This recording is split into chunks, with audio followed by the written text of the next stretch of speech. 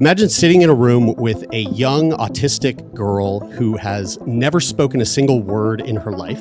So one day, she suddenly starts spelling words that don't seem like English. They start copying down what she's pointing out, and they run it through Google Translate, and they discover that she's speaking fluent Portuguese. She says, yeah, well, I also understand ancient Egyptian hieroglyphics. No. Observers noted every answer was 100% correct. Okay, what is Savant syndrome? It's a condition where people with severe cognitive disabilities develop this extraordinary superhuman skill. But there's a bunch of really interesting cases. This man who, again, couldn't tie his shoes, he could read 2 pages at once with one eye each.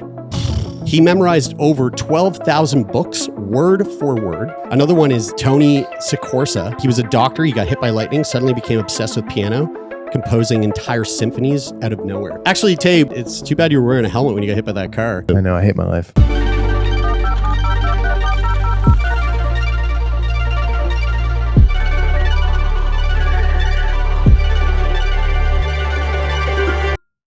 Okay, if you haven't heard this, this is mind-boggling. Okay, so imagine sitting in a room with a young autistic girl who has never spoken a single word in her life. She communicates using a letterboard. So she's a non-speaker is what they refer to them as. And the letterboard, this is a method where she spells out thoughts by pointing at letters on this little board. So one day, she suddenly starts spelling words that don't seem like English. And so this is happening at school, at her specialized school program. So her teachers are confused. They start copying down what she's pointing out, and they run it through Google Translate, and they discover that she's speaking fluent Portuguese. Now, keep in mind, her parents do not speak Portuguese. No one in her school speaks Portuguese. There is absolutely zero reason for this very young girl to know this language. How old is she? I forget the age, but she was quite young. She was like maybe like 7 or 8. And by the way, the school, at least what's typically being taught to people that live with autism these days is they're not teaching them like history and like the classes that you would normally take in. They're not going down school. The same education. No, like it's really rudimentary stuff because unfortunately a lot of these children are being taught with the idea that perceived a notion non-speaker is there's no one in there and there's not a lot going up here, which evidently is not the case. I feel like right off the top, are probably a lot of listeners who are hearing you say this and thinking like, okay, but this doesn't make sense. Like this is impossible. Oh yeah, and just wait till we get halfway through this episode. and so just to sort of be skeptical for a second, do we know that none of their teachers were Portuguese? Like the person who's using the board, they're not like No. So let me get through it. No. And by the way, we're talking about the telepathy tapes, which we will get into quite deeply throughout this episode. So she's speaking Portuguese. There's no reason for her to know this language. But then, as if that wasn't like weird enough, she starts spelling in fluent Spanish. And then she says something that's very, very bizarre. She says, oh, yeah, well, I also understand ancient Egyptian hieroglyphics. No. Okay, so how, right? Hey folks, if you wouldn't mind doing me a huge favor and just take a quick second to hit that subscribe button and of course hit the thumbs up button as well. And hey, look, if you don't have time to watch the video right now, I ask that you just take a second to add it to your watch later playlist. It would mean the world to us. And thanks for being here. All right, without further ado, let's get back to the episode. So again, this comes from a podcast, a smash hit podcast. If you haven't listened to it, I very, very, very much recommend you check it out. It's called the Telepathy Tapes. If you've been living under a rock, then maybe you're just hearing about it for the first time. It's truly phenomenal, really great podcast. And I will say from like my perspective of being like, I am quite a skeptic. I'm a skeptic by nature.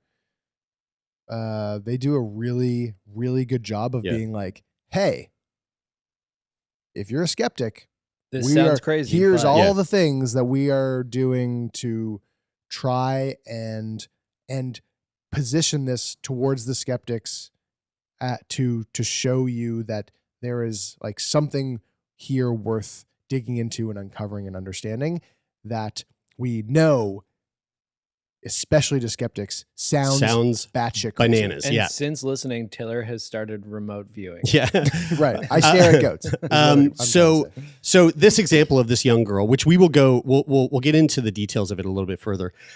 This is just one of many examples that from the podcast where non-speaking autistic children appear to show some kind of inexplicable knowledge. And some experts think that they might be tapping into a hidden cognitive ability, a different way of processing information, or even telepathic communication, which leads us to what we're diving into today, the mind-blowing neurological mystery that is known as Savant syndrome. So the discovery of these latent languages, these latent language skills that this young girl spontaneously just had during an educational session using her letterboard for communication. She was working with trained spelling coaches and other professionals, right? And again, spelling is the technique of pointing out these letters. And she, again, unexpectedly started producing non-English words. Initially, no one actually recognized the language. They didn't know what was going on. And that was what prompted them to kind of copy this and putting it into Google. And they went, oh, this is Portuguese. So wait, was she like, I'm spelling in Portuguese, now I'm spelling in Spanish? And they were like, whoa, this is crazy. And then she was like, she said to them, you think that's crazy? I also know hieroglyphics. Yeah. So allegedly they were like, hey, how do you know Portuguese? And she goes, I don't know.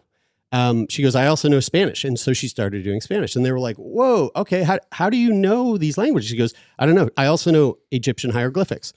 That's a flex. So right. So the hieroglyphics Major part, flex. they were like, oh, what? So People don't even grow up with this. They go to university for it. So in order to test this, the team devised an on-the-spot experiment where they presented the girl with images of hieroglyphic symbols prior to anyone in the room using Google to know their meaning. So before they even looked up the meaning, they were like, okay, we're going to show her and then we're going to find out what they mean. And They were like, we have to make sure we don't have a mole in the room. this was done deliberately so that the girl couldn't merely pick up the answer from the teacher's mind telepathically. Oh, Now, fuck. that statement seems so Right? bananas. I know, right? There's there's so much behind that. Yeah. That And I'll get into why the teachers knew to do this a little bit later. So, and for people who aren't familiar, I'm not, I don't know hieroglyphics. I don't know, and I barely know a little bit of French. But here is an example of some hieroglyphics. I actually found a website where you can translate your name into hieroglyphics. Do you I've guys done it actually wanna- in Egypt. what do you think this says? Sickboy podcast. Close. It says Uriel is stacked. And Uriel is Taylor's mom. my mom listens. Just Just heads up. Just a heads up. So impressively, she correctly identified each hieroglyphic symbol's meaning, which the staff later confirmed against reference sources online. Observers noted, and this is really pretty crazy. They noted that every answer was 100% correct. So here's the thing. Wow. There were multiple witnesses present. This did not just rely on some parent's claim.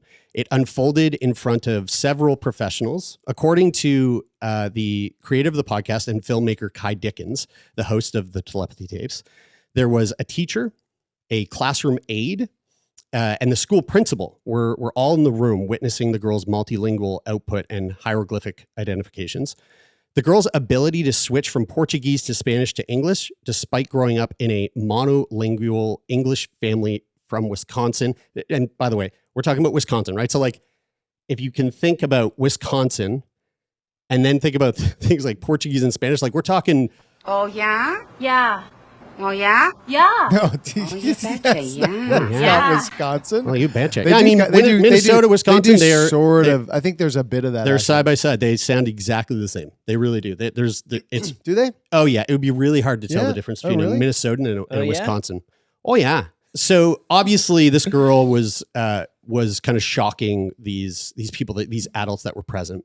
And they were kind of questioning, like looking for answers. How the hell is this even possible? One of the Spanish-speaking staff members even remarked that the child could spell Spanish better than her own kids. So crucially, the events here were jotted down, written up by the staff. And Dickens noted that the facilitators sent the girl's mother a detailed email that day describing what happened in class today. In the podcast discussion, Dickens explains that often when non-speaking individuals communicate novel information at school, facilitators will often ask the student, the autistic child, for permission if it's okay to share it with their parents, and then they'll go ahead and document it and pass the information along. So in this case, the report to the mother spelled out the multilingual spelling and the hieroglyphic identification that took place, which Dickens herself reviewed these written communications back and forth between the parent and the teachers through email. Do you think if you were a parent of an autistic child that you had been told, like, has, and not to say it in such a crude way, but like has not a lot going on intellectually, like doesn't really understand the world, like a lot of these parents are told, then you get a message from your school that's like, hey, your kid was speaking a bunch of different languages, including hieroglyphics, and they're probably telepathic. I mean, it seems like what would your reaction It seems be? like from the show, the reaction from parents is like, oh yeah, that's not surprising at all. But what would your I mean, you got to put yourself in the yeah. position of the parent where they're at, right? Like again, like you said, Tay, a lot of these parents, they'll hear these things from administrators or teachers, and oftentimes the parents will. It's like a relief. The response will be, "I Yeah. knew they were telepathic," because And they it's know. like, and they're going, I didn't want to say anything because it sounded crazy. Like Yeah. I had this intuition that they could like read my mind or whatever the case may be, and they're going, didn't want to say anything to anybody else because I thought people would think I was crazy. Yeah. Mm-hmm. And then they're like, oh wow, somebody else sees this too. I'm happy Yeah. that there's somebody else that I can that now we can almost try to like find out what's going on. And here's the thing. When you listen to the telepathy tapes, you will very quickly come to realize that this one incident with this young girl is not some isolated fluke. Multiple families of non-speaking autistic children from around the world have reported similar incidences of unexplainable knowledge, especially surprising language abilities. I do want to like draw a bit of like a line in the sand between what the telepathy tapes is and what Savant syndrome We're gonna get there. is. Yeah. Yeah. Okay. Because they are different, but there's a lot of parallels. Yeah, they're being tied drawn. together, but they are like, Yeah. as in like what the telepathy tapes is trying to talk about is something very novel and Yes. very unaccepted, whereas Savant syndrome is an accepted idea and I guess syndrome in medical intellectual. Yeah. So I was literally just going to say a lot of researchers, this all sounds extraordinary, which it is, but a lot of researchers have actually drawn parallels from cases to what is known as Savant syndrome, which is an actually very well documented phenomenon where individuals, often people that are autistic, have astonishing abilities in very specific areas like music, math, memory, language, arts, that far exceed what they've been taught. Dr. Bernard Bernie Rimland, a prominent autism researcher in the 1970s, once observed unusual skills in nonverbal autistic individuals and speculated that ESP, or extrasensory perception, might itself be a kind of savant ability. So, okay, what is Savant syndrome? So Savant syndrome is one of the most fascinating paradoxes in neuroscience. It's a condition where people with severe cognitive disabilities, oftentimes, autism, sometimes brain injury, they develop this extraordinary, almost superhuman skill in a very specific area. It's as if their brains are compensating for its limitations by hyper-focusing on one area of ability, unlocking an untapped reservoir of genius. And by the way, everything we're going to go into here is sort of speculative. It's hypothesis and theories of Savant syndrome because we don't actually know. 1 in 10 autistic individuals display some level of savant-like skills, but the full-blown, like mind-blowing Rain Man level savants, there's less than 100 documented cases worldwide. So there's 2 ways in which savant syndrome can happen. Congenital savants, so it's present from You're birth. born a savant. Some people are born with savant abilities, often linked to neurodevelopmental conditions like autism. These individuals may struggle with language, social interaction, or daily living skills, yet effortlessly master art, math, music, or like just crazy memory feats. Actually, the term idiot savant is what savant syndrome used to be called. An idiot savant was exactly this. Because you were like lacking. People look at you in tons of areas. Yeah, they're like, he can't tie his intellectually, shoes. He's a idiot. But also he's really good at math. Yeah. And idiot savant is have you we don't seen- say that anymore because that's super rude. It's super rude.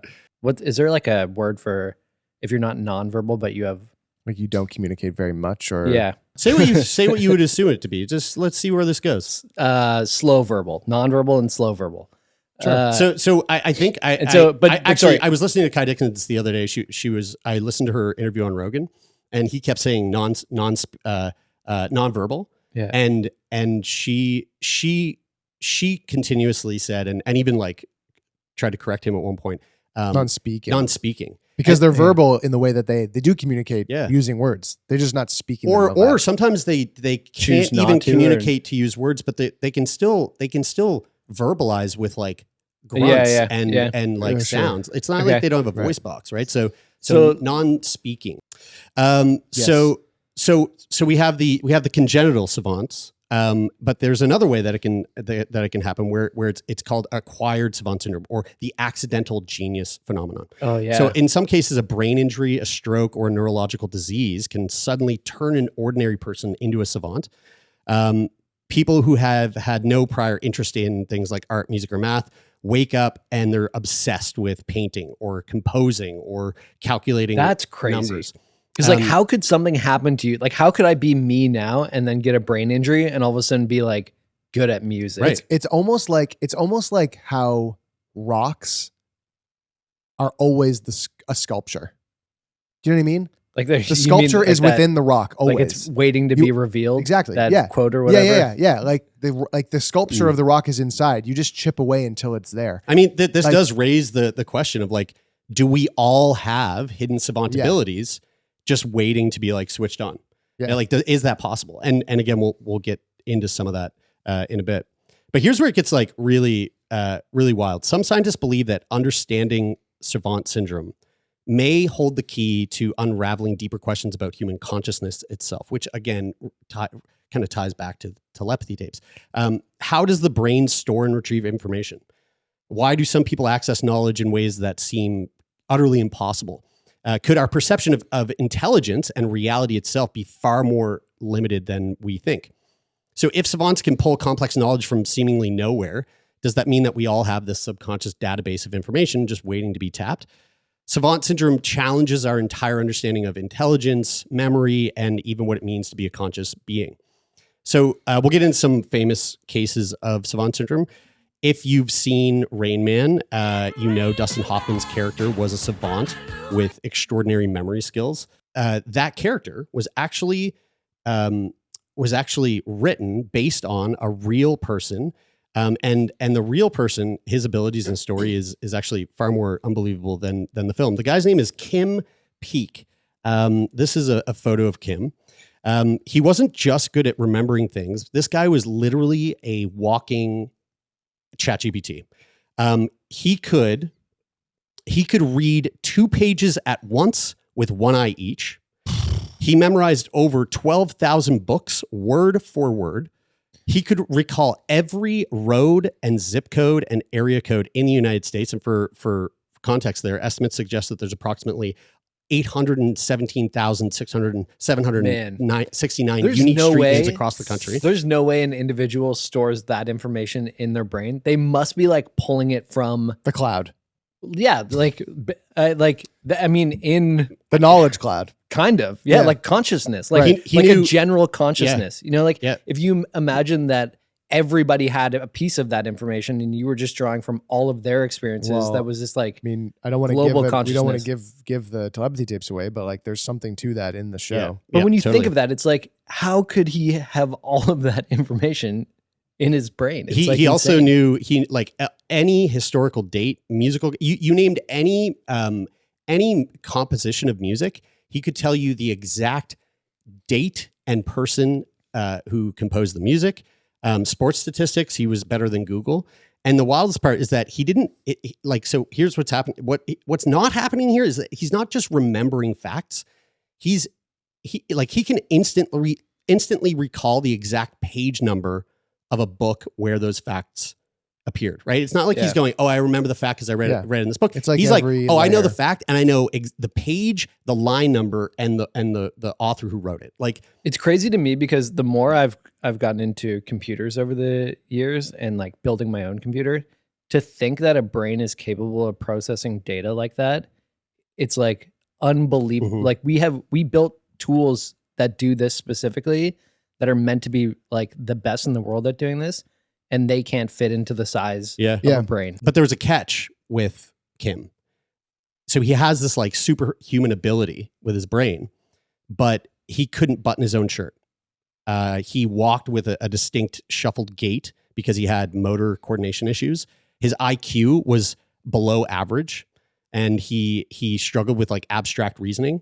So his brain was wired differently, and that's not a figure of speech. Literally, his brain was different. Doctors discovered that Kim was actually missing the corpus callosum, which is a part in the brain. In most people, the corpus callosum, its role, it's a structure that actually connects the left and right hemisphere of the brain. So in most people, the two hemispheres work together to process information, balancing logical thinking and creativity. But in Kim's brain, the hemispheres were completely separated. And so this forced his brain to compensate in ways that unlocked his extreme memory abilities. So sometimes some scientists believe that this kind of like eliminated this filter that we all have that we use to prioritize information. So it means like Kim was absorbing and retaining everything, right? So if you think about it, like most of us, we forget 99% of what we read, see, and hear. But Kim, his brain just literally just stored all of it. Like there's a subconscious system that's going, not important, not important, not important Yes. enough, not important enough. That's important. Like all all the time. We Like, have a certain amount of storage space capacity, and it's deciding like what is important to store there. And yeah, what it's is like not. we're disseminating what's important or not, and which like helps us live our daily lives kind of smoothly, whereas he doesn't have that filter, and so he's just getting rammed with all this information. It's all being stored in there, and the sort of the trade-off is that he doesn't have this ability to discern certain things that are, you know, important in order to button your shirt, or, you know, the way that he moves his body, or whatever it might be. So that's just one case. That's like the most famous case, but there's a bunch of really, really interesting cases that you know aren't as quite as like well known as Kim Peek. Another one is this man who again couldn't tie his shoes, but he could play any song after hearing it once. His name was Derek Paravicini, rather. He was blind. He had autism. He struggled with all basic life skills. Couldn't, you know, count change. Couldn't, like I said, tie his shoes. But if you played a song, any song, just once, he could immediately play it back perfectly. He's never had a lesson. Doesn't know how to. I can't read sheet music, obviously. And he could do it with no mistakes, just like instant mastery. At age 4, he sat at a piano for the first time, and within minutes, he was playing complex music entirely by ear. What a trip that would be. Here's a video So of wild. him. So what we're going to see here is him hearing this song. He's never heard it before in his life, and he's hanging out with his like caregiver, and then he begins to play the song.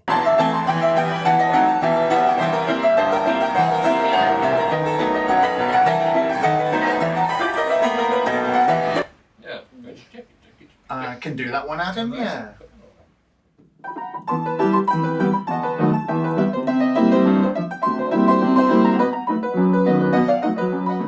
And like That's if fucking you've ever crazy. seen someone who's like really good at piano, like Matt Amiot actually is a really good example here. He was a past guest of Sickboy.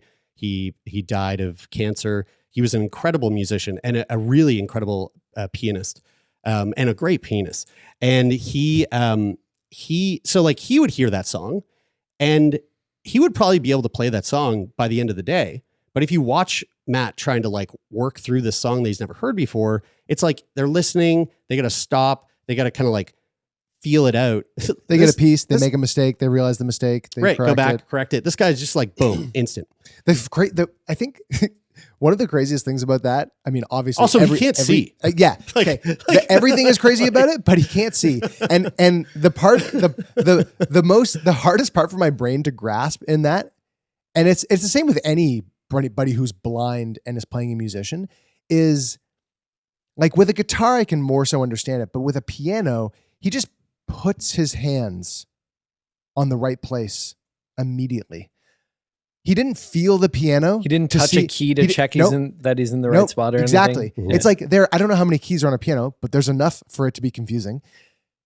He just puts his hands on the piano and immediately, and they're just in the right place. An interesting It's video. such a spatial awareness that is beyond my comprehension. There was another video that I had watched of him, and he was on a stage kind of presenting in front of a bunch of people. And the guy that was with him was it was almost like he was giving a TED talk and sort of talking about how this guy's brain works. And he did exactly that. He was like, here, I'll show you. And he just put his hand onto the piano and played like a quick, like, dun, dun, dun, bum, bum. And then immediately as his hand left, Derek replaced his hand right where it went, and it went like without even like, and he can't see him without even, and he can't see the piano. Again, not even a flick of the finger before hitting, before like actually striking the key. Yeah. Again, and it's like there is an extra sensory perception of like that. There's like a magnetic field being produced by each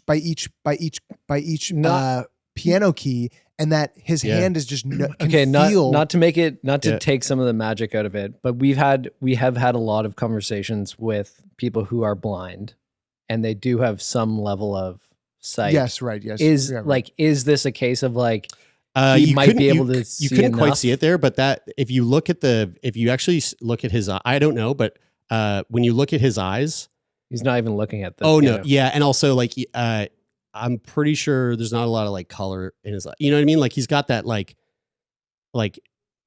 really blind eyes looking eyes, like milky dog yeah, eyes. Yeah, exactly. Yeah. So milky dog eyes. Yeah, I mean, yeah. Undertaker eyes. Jesus Christ, Brian. That's the Undertaker eyes. saddest visualization of. But I mean, yeah, of like going blind. if you look at some blind people, like it's like their eyes will have like atrophy. They don't even even have eyes. They just have like these like remnants of what an eye was. So another really this example blows my mind. The human camera, Stephen Wiltshire. So he was nonverbal at age 5, but his brain saw the world literally like a camera. So this guy could fly over a city once and draw it in perfect detail.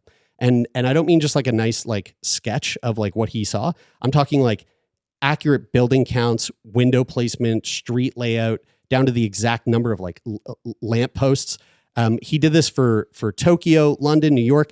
Now he's like fairly wealthy because he sells his prints. Here is the one that he did for London. One flight over London, and this is what he ripped off. For people just listening, I mean, please do yourself a favor. Just go over to YouTube and check out the episode right now at this timestamp. Is this the same guy that did it must be the same guy that did it over. This is it. Yeah, he's done it all over the world. That's crazy. And all from memory, just one helicopter flight over the city. You know what's funny is if you gave me like 10 years to draw that, I wouldn't.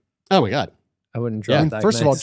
just to be able to draw it. Yeah. Is like one thing entirely. Yeah. That's a totally separate thing. Just not only does he have the memory, skill. he has the skill to draw from the memory. So again, back to these are examples of people that were born with this ability. Some examples of accidental genius phenomenon. There's a guy named Jason Paget. He was a mugging victim. He got hit in the head in a bar fight, woke up. And when he woke up, he started seeing the world in fractal geometry. Oh, wow. And he started drawing these insane mathematical pieces of artwork. They are absolutely nuts. You know what's up about TBIs is that you could have, a really bad traumatic brain injury and you could wake up and know every digit of pi forever, or you could wake up and have to be fed by somebody else for the Yeah. rest of your life. Yeah. This one's very cool. Tony Sicorsia, he was struck by lightning and it turned him into a classical pianist. He was a doctor. He got hit by lightning, suddenly became obsessed with piano, composing entire symphonies out of nowhere. And then another fairly well-known case of accidental genius phenomenon was this lady had a stroke.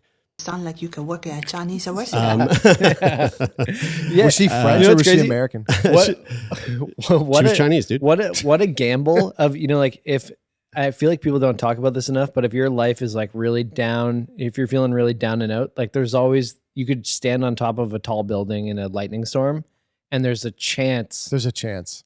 that So you're telling me there's a Dude, chance. think about this So guy, the you doctor. could- The that you could doctor, become he's a like, pianist. he's like, hey, I'm a doctor. I've got it all this, figured I've out. got this career. I He's hate on his- music. Yeah, He's on his yacht and then he just in the gets hit, ocean. and then he's like, they're like, "Oh, you're not a doctor anymore." He's like, "No, I'm a starving artist. I'm a famous musician." I'm a pianist.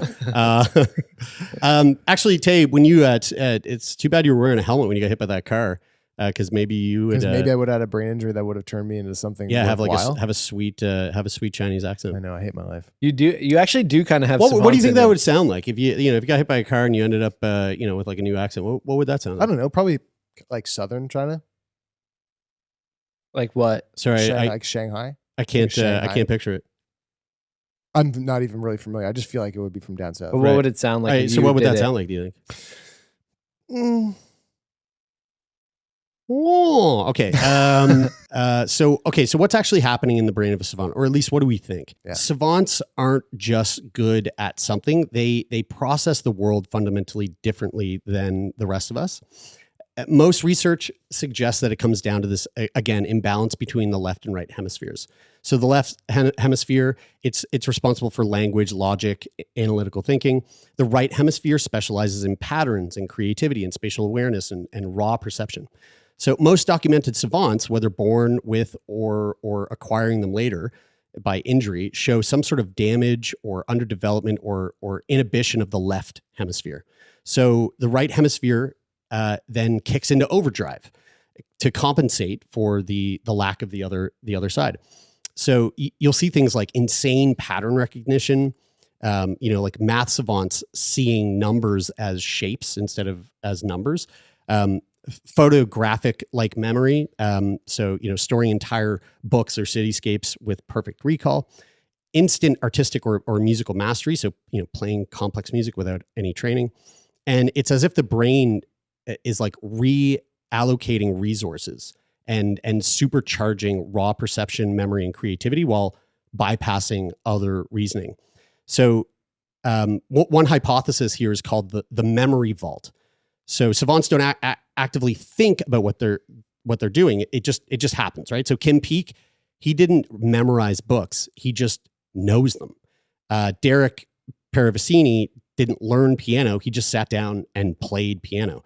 Stephen Wiltshire didn't study maps. He just saw it once and boom, knew it in perfect detail. So some scientists believe that savants have this direct access to raw, unfiltered data, information that normal brains compress and discard to avoid overload. An example here would be like, you glance at a city street and you remember it as like busy. Like I was downtown New York in Times Square, and it was really busy, and you can rifle off a couple like details that you can kind of remember. But a savant, they see the same street and they remember the license plate numbers of every car parked along the sidewalk, the exact number of windows in all the buildings, the pattern of the cracks in the pavement, the faces of every pedestrian, what they were wearing, how fast they were walking, the precise sequence of the traffic light changes and how long they lasted. They don't filter any of it out. So this could explain why savants struggle with abstract thinking or daily tasks because their brains are not they aren't designed to prioritize and summarize information like ours. You know what? The thing that doesn't make sense about that to me is you say like they don't filter out that information. I don't even filter in that information. You know, like when you say like, Well, they're- no, like, you're not. It's not a conscious process. no, but like the street lights changing color. It's like, how do you? I mean, obviously, is that even something you would? No, you notice that. Yeah, right. Like, I mean, you are taking that in, right? Like your eyes are seeing it, whether or not you're looking at it directly, right? Like it's coming at you, but your brain's just going, don't need it, don't need it, don't need it. It's like, it's not, again, like, but if you took a camera and you took a photo of it, all that stuff is there. So here's the thing. So far, you know, we've talked about savants, how they don't actively think about what they do, how it just happens. But the real question for me here is, but how, right? Like this doesn't answer the real question. It's like, okay, sure, I can understand that there's something going on in the brain where they have this like ability to do this thing, but how do they even have the ability to do this thing, which we were kind of talking about earlier, right? It makes sense that a photographic memory could allow someone to recall every detail.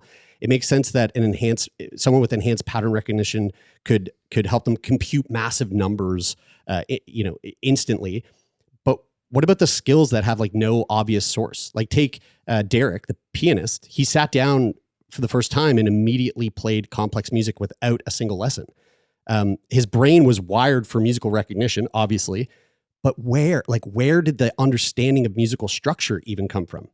So that brings us back to what I believe to be a case that is, again, far more mind-bending than any of the savants we just talked about, which is that young girl who knew Egyptian hieroglyphics.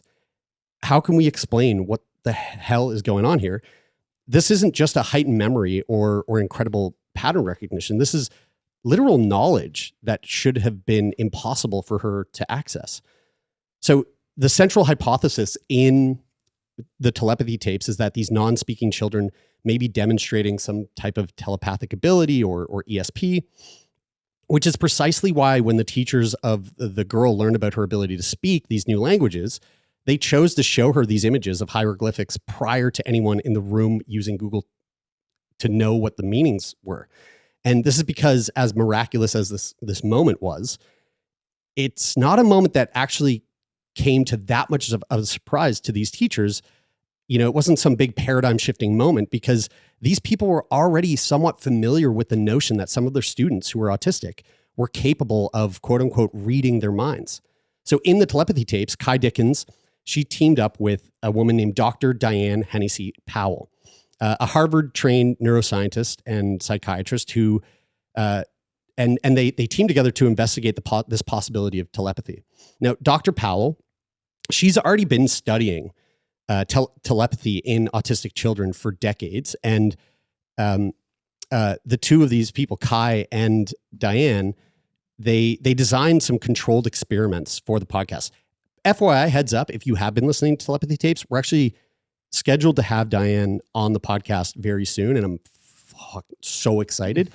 So that means that you should hit subscribe or follow so that you get that episode as soon as it drops. So on the podcast, in these trials, which they kind of feature throughout the whole series, multiple children from around the world were able to consistently identify numbers, words, even images that only their parents could see or knew, under conditions that were meant to prevent any normal sensory cues. So they went so far as to blindfold the children, put them in a separate room, even cover up all the reflective surfaces in the rooms like mirrors and the television. And some children were not only able to do this with just their parents, but they were able to do it with anyone present, regardless of whether the children knew the person or not. Some of these children were able to fire off numbers up to 20 digits in length. And for context here, there've been actually a lot of past studies where neurotypical people are tasked with guessing a random number between 0 and 10 on a card that somebody else in a separate room is looking at. And Rupert Sheldrake is one example of someone who's like conducted these types of experiments to see if there's like some innate ability for regular muggles like us to have extrasensory perception, or what's the baseline for people right to get to know or guess. Or Dr. Daryl Bem, who's done a bunch of research into like, and we talked about this before, like precognition. So in these studies, a number of these participants were able to identify these numbers from 0 to 10 with an accuracy of 40%, which is statistically significant. I think in the study, anything above, they were kind of anticipating by chance you're likely to hit 25%. So above 25% is significant because that's sort of like much more. You're doing better, much than more unlikely than just chance. chance. And for like to kind of put that into a number that is really mind blowing, 40%. To be able to do this at 40% accuracy rate, the odds of that happening are 1 in 70 million. Okay. These tests that they were running on the telepathy tapes with these kids that they're testing, they didn't pass these tests 10 or 30 or 50% of the time. This was most of the time 100% accurate, which is, there's something going on here. So this insane success rate is the thing that led Powell and Dickens to conclude that like there's some sort of like mind to mind information transfer. Yeah, which is funny happening. because when you prime this with the whole conversation around Savant syndrome, it's really not that hard to believe. Mhm. You know, like when you hear that somebody just knows how to play piano all of a sudden, it's like, okay, well, that is unbelievable in a sense, just as much as this is unbelievable. Yes. Yet both things are happening. Yet Savant syndrome is widely accepted as a phenomenon, whereas telepathy, for the most part, and I think that's changing, but for the most part, is not. And it's because it's something that's outside of our. It exists outside of the like materialist view that science is sort of built upon. Like because we can't measure it, we can't see it, we can't taste it, we can't smell it, then it can't be true. One theory is that the child might be telepathically absorbing knowledge from people around them. Let's talk about that girl that knows the language, right? They think like maybe perhaps at some point she's been near someone who speaks Portuguese or Spanish. So she might have like subconsciously absorbed the meaning of words directly from their thoughts. Dickens suggests that, if all language is essentially thought encoded in symbols, a person with telepathic gifts might be able to understand the meaning behind foreign words without actually formally learning them. So she says, quote, if all communication, all consciousness is telepathic at its core, then language would just be putting words to symbols and emotions.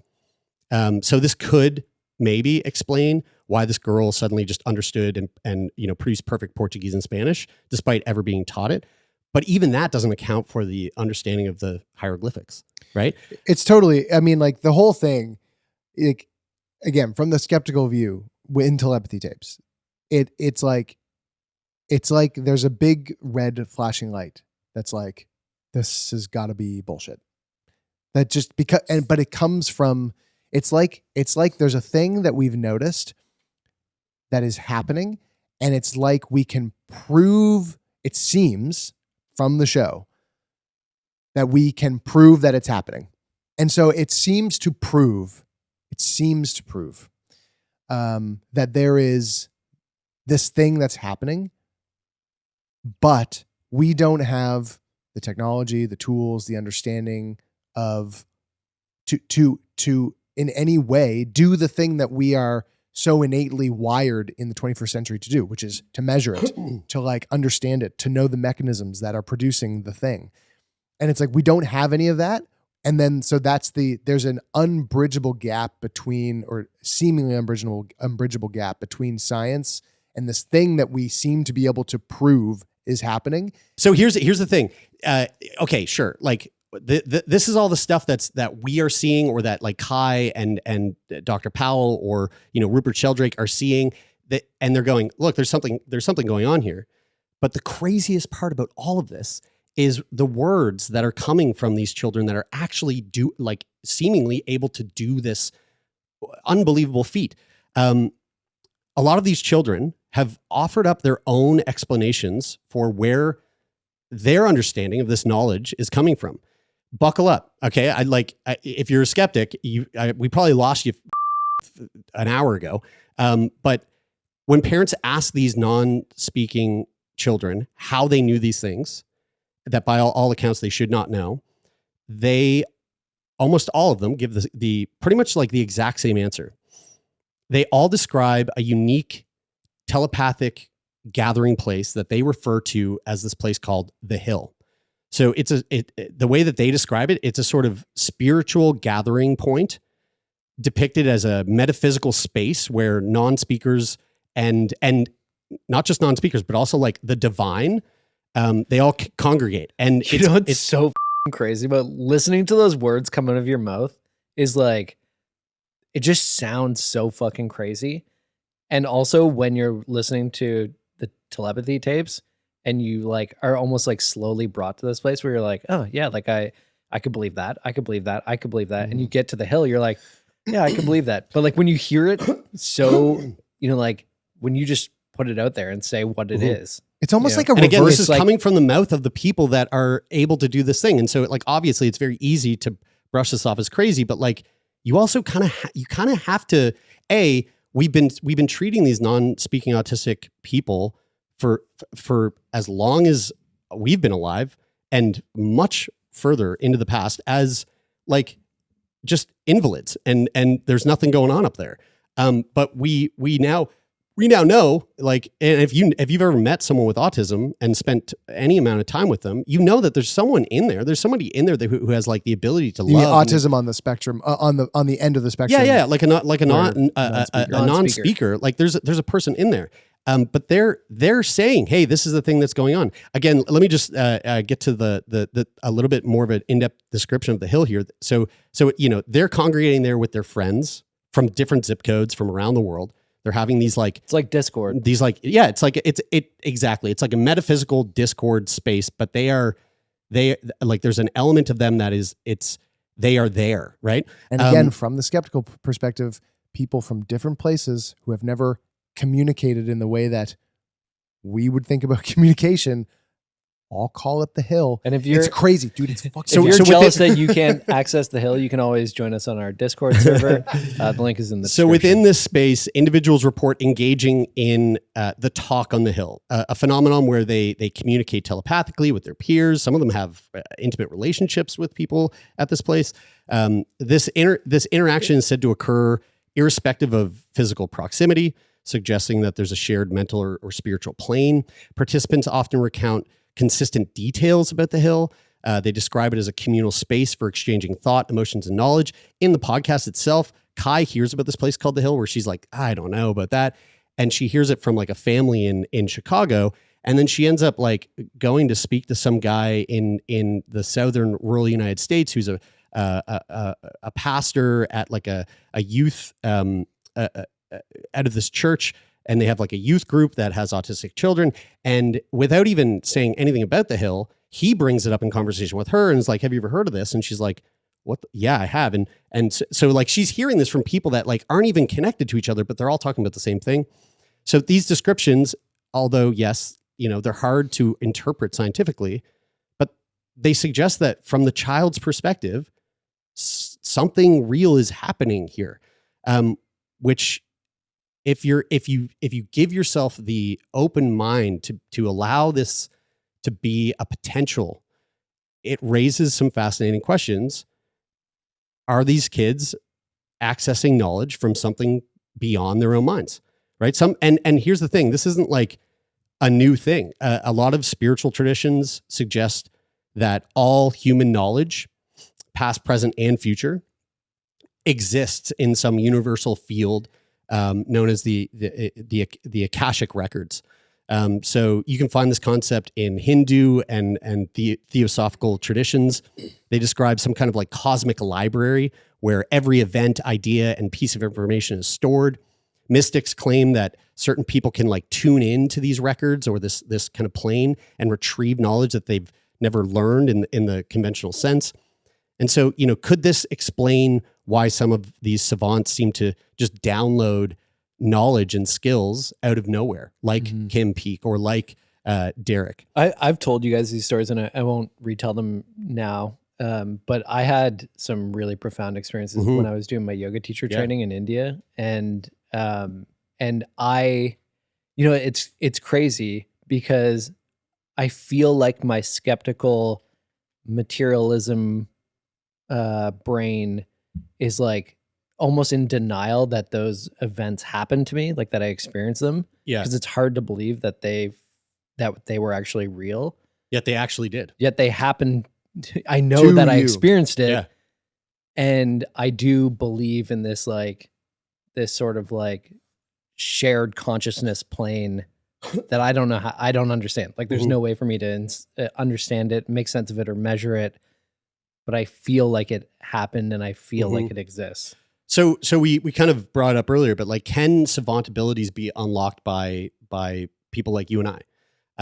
Scientists have actually tried to turn on savant-like abilities in ordinary people using a technique called TMS, transcranial magnetic stimulation. Imagine what the military is doing. So this involves zapping the left side of the brain with magnetic pulses to temporarily shut off the logical language dominant hemisphere, the right side. The left side. And the theory is that this allows the right hemisphere, the more visual, intuitive side, to take over. Now, we actually covered TMS on the podcast. We spoke back in May of 2023.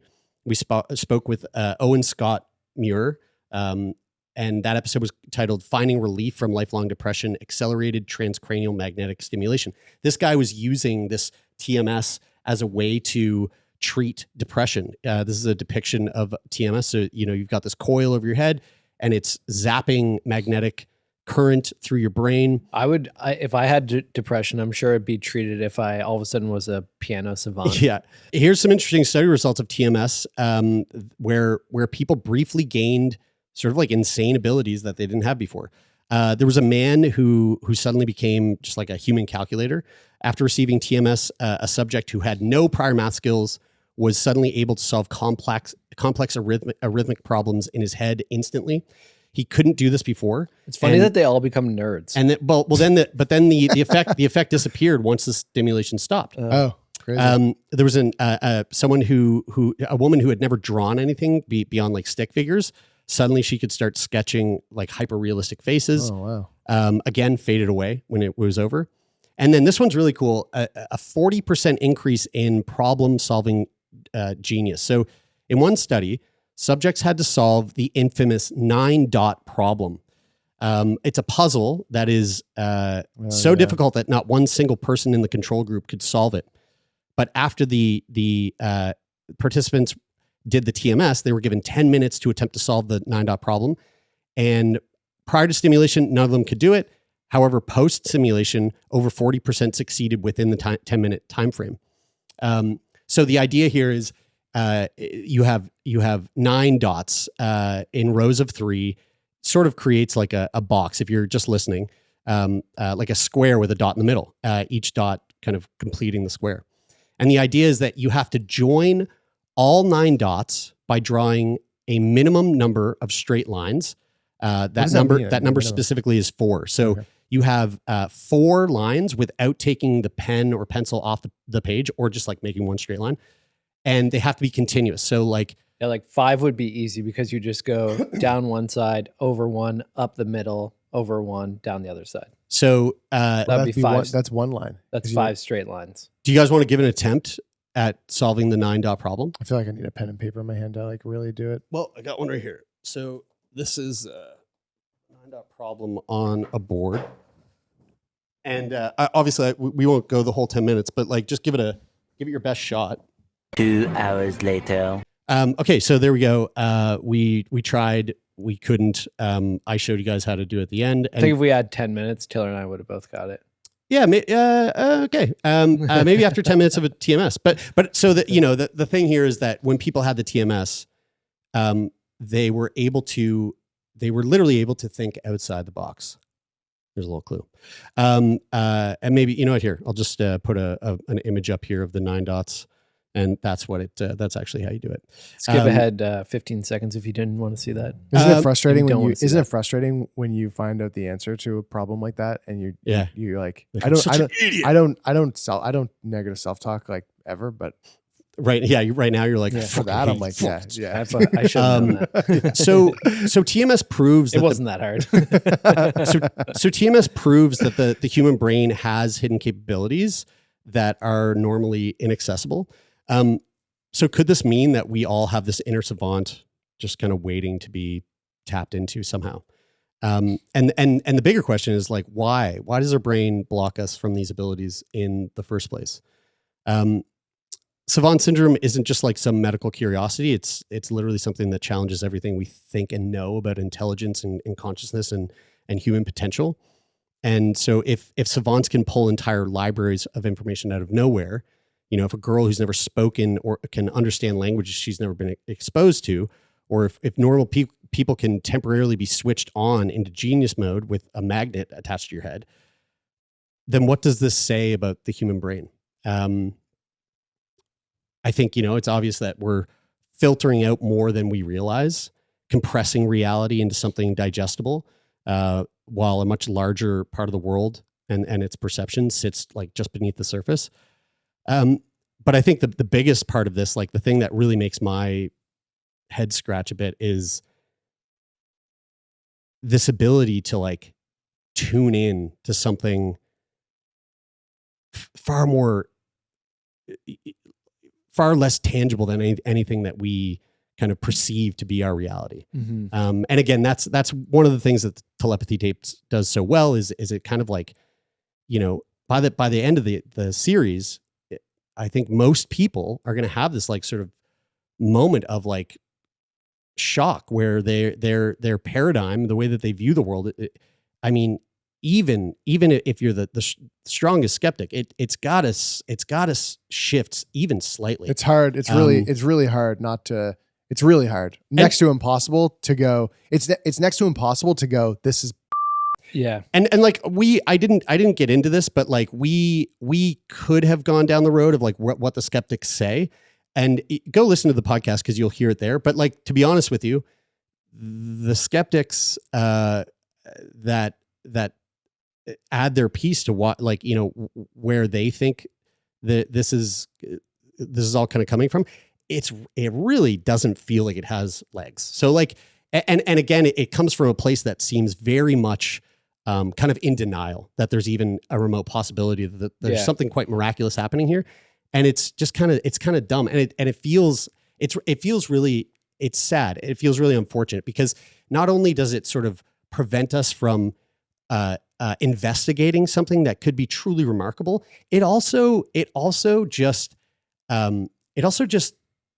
really like it's super ableist and like kind of horrible, because it just almost continues to put these people that are autistic in a box that says, no, you're dumb, actually. Yeah. Like, and so I think that's something that when we do have Diane on the show, we're going to actually talk quite a bit about. It's actually not in the spirit of science either. Not whatsoever. Like when you talk about the scientific method and actually testing, like they're creating tests where they're trying their best to, you know, be able to come to a conclusive result. And one of the parents on the show, one of the things I love the most was like they were saying, you know, these scientists are saying, well, no, this doesn't make sense. Like, show us the data. Where's the data?